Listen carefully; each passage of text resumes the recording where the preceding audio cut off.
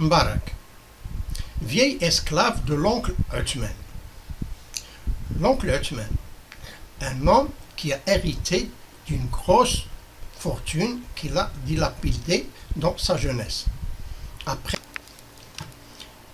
résumé du chapitre 6. Personnage secondaire. Lalla Khadija, femme de l'oncle Uthman, un vieil homme, elle est beaucoup plus jeune que lui. Jeune et charmante. Mbarak. Mbarak, vieil esclave de l'oncle Uthman. L'oncle Uthman, un homme qui a hérité d'une grosse fortune qu'il a dilapidée dans sa jeunesse. Après plusieurs mariages, il convoit en seconde noces avec Lalla Khadija qui a su le conquérir. Tant. Le lendemain et le surlendemain. Le matin du troisième jour. 8 jours avant la fête de l'Achoura, le msid est nettoyé et enduit à la chaux par les écoliers. Seuls les grands sont admis à cette tâche. Cela déçoit le narrateur. Mais le jour suivant, il est nommé chef de l'équipe qui doit nettoyer le sol. Le soir, il revient à la maison fatigué, mais se vante devant ses parents de ses exploits. Le matin, sa mère le retient d'aller à l'école coranique. Elle compte l'emmener avec elle pour lui acheter les vêtements de la fête. Il en saute de joie et se met à jouer au chevalier redresseur de Thor. Après une courte réprimande, sa mère l'emmène avec elle. La Chouafar demande à la mère de lui apporter de tissu.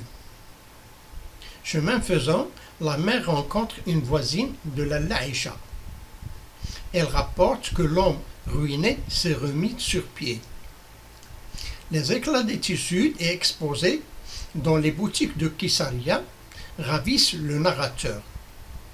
La mère achète une cotonnade blanche, un gilet pour le narrateur, puis une satinette pour la Chouafa. En rentrant, le garçon fait des grimaces à Zineb. Alors sa mère le bat. Il éclate en sanglots. Abandonné dans un coin, il rêve de devenir prince, galant et puissant. Mais pour ne pas déplaire davantage à sa mère, il mangea la viande en navet. Au cours de déjeuner, ils entendent chanter Lalla Khadija, l'épouse du vieux Sidi Uthman, est sortie de bonne heure pour aller faire des commissions à la Jotia. Il y a une foule de clients devant la boutique du boucher. Impatient, le vieil homme jette des boutades désobligeantes au boucher. En ce moment, Sidi Uthman donne un coup de pied à un chien qui s'approche de lui. La bête s'empare du babouche qui a sauté et s'enfuit.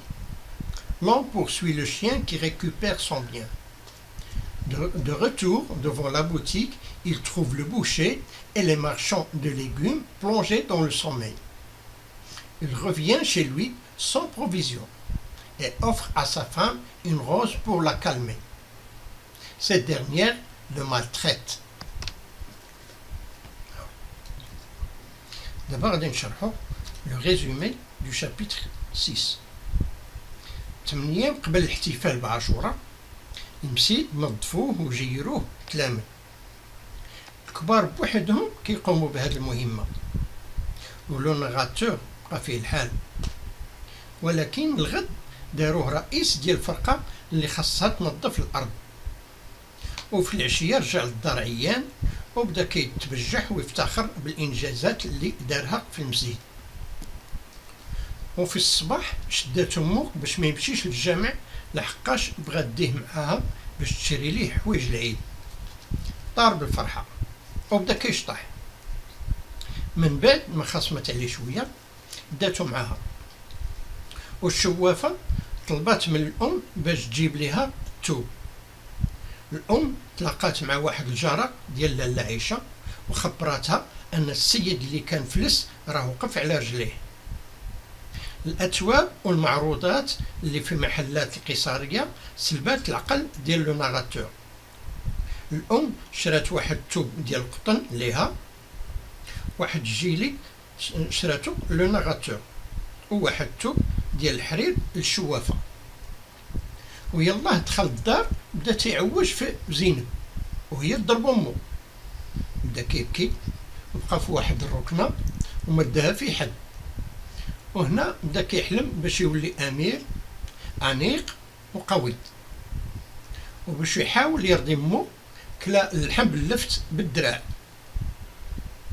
وهما كيتغداو سمعوا لاله خديجه مرات هذاك الراجل الكبير سيدي عثمان كتغني.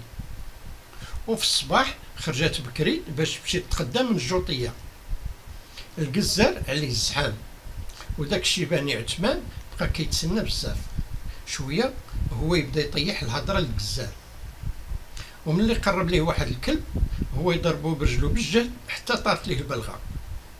الكلب كلاع عليها ودارها في فمو وهرب.